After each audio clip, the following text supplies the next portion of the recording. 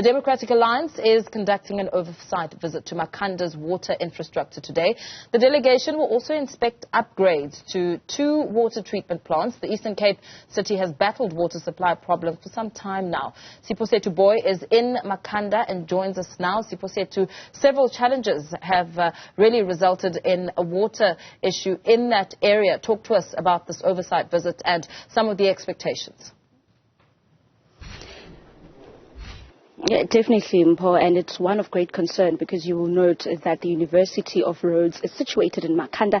The High Court is also here, many businesses, and this is the host of the Grahamstown Festival that seeks to, grow the economy of Makanda. So the water issue has been ongoing for many years now, close to 5 years, and considering the fact that there are many adults, or rather the elderly people who rely on water to take their chronic, medication. So the issue of water is an ongoing a situation that affects residents as well as young learners who have to attend to school. One can only imagine how life can be. One day you have water, the next day you don't have water. And I'm joined now by Andrew Whitfield, who's the DA Eastern Cape Provincial Leader. Andrew, thank you very much for making time to speak to us today. I think the most important question to start off the visit, why are we here today and what the DA seeks to overcome as far as the issue of water is concerned here at the Makanda municipality? Well, we're here today because residents have been complaining about water interruptions for a very long time. We had a drought in the province for a very long time, but now the dams are full, but the taps are still running dry. So there's an inability of the municipality to get water from the dams to the taps. And this is because of a mismanagement within the municipality, mismanagement of infrastructure, mismanagement of systems, procurement challenges with new pumps, making sure we have proper officials. We've got tremendous levels of cadre deployment in Makanda municipality that over the years have gutted the institutional capacity and memory that is required in order to deliver water on a regular and consistent basis, which is what people are entitled to in terms of the Constitution. So we've been talking to a retired engineer to understand the water system in Makanda, and at the moment this particular side of the water system is actually only providing water every second day.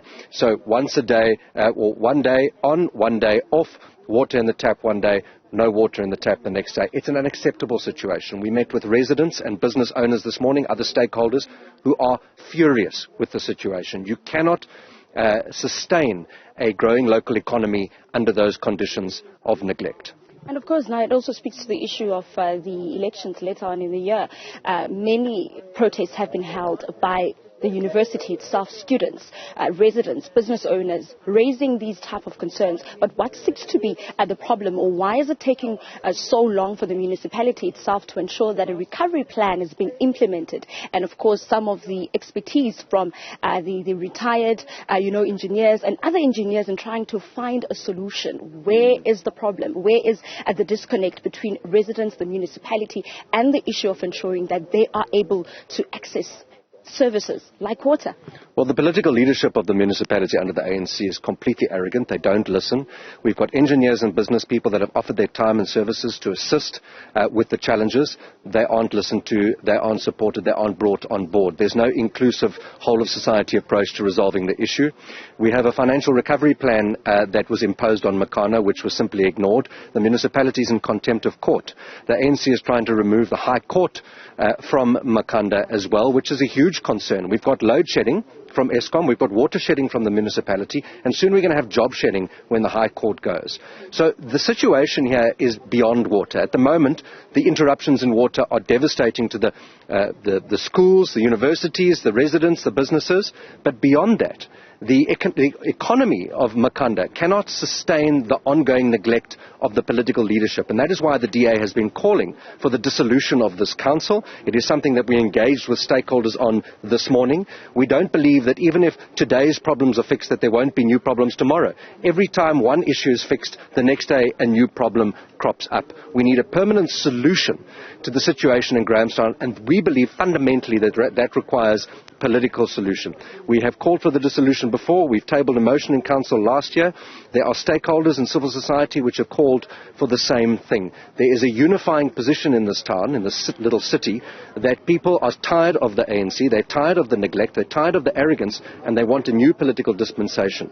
We are bringing Chris Pappas here from Moyamgani, where the DA won by 43 votes, and he's implemented a turnaround plan there. We want to provide residents with hope that you can turn the situation around. We know we can do it. We just need to employ the right people in the right positions to get the job done.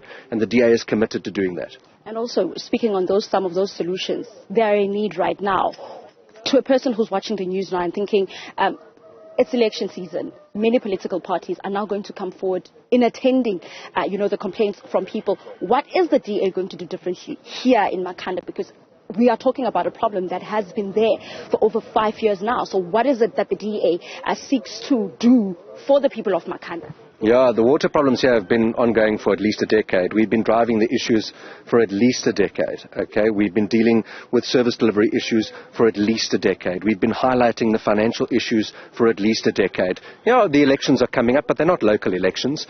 Fundamentally, the DA is in opposition here. We've given our councillors some marching orders on how to hold the mayor accountable locally. We are going to be tackling the MEC in the provincial legislature, and the constituency head, Kevin Milam, and I are going to be taking on the Minister of Water Affairs at a national level. We will continue to do this before, during and after the elections. We will do this until the problems are resolved. We believe fundamentally, though, because you mentioned elections, the problems in South Africa are political. We need a political solution to those problems. And that requires a change of government. We are not going to be able to get Makanda on a proper footing, a proper financial footing. We're not going to be able to fix the potholes. We're not going to be able to get the water in the taps until we have a change of political leadership. The ANC have had 30 years in Makanda. 30 years to make sure that water continues to flow. 10, 15 years ago, water was coming out the taps. Today, it's not. They can't get it right, so they have to go. The Premier, has there been letters that have been sent to the Premier's office with regards to some of the solutions that you are bringing forward now to say that these are issues that need to be sorted out? And what has been the response, considering the fact that this is an ANC-run municipality itself? The DA has repeatedly engaged with the MECs and with the Premier over a number of years. We've engaged with the ministers of COGTA at a national government level. We've called for Section 139 interventions in the NCOP and the National Assembly. We've contacted every possible senior ANC minister, MEC, Premier, you name it. The response is the same. Complete and utter silence. They are ignoring every request and attempt to partner with us to find solutions. And so ultimately the residents of Makanda need to take the power back into their own hands. We need to dissolve the council, and we need to change the government to one that is actually going to listen to the engineers, the business people, the residents that are crying out for help, make them part of the solution in a whole of society approach. The days of politicians deciding whether something can work or not are over. We need political leaders who are going to listen to society and partner with business and civil society to come up with solutions. That is the way of the future. We've had too much politics interfering in the administration of municipalities. We now need to open the doors to civil society to empower and embolden our administrators under an encouraging and complementary political leadership that can ultimately get the job done. It's not rocket science. Employ the right people, spend the money on the job, don't steal the money.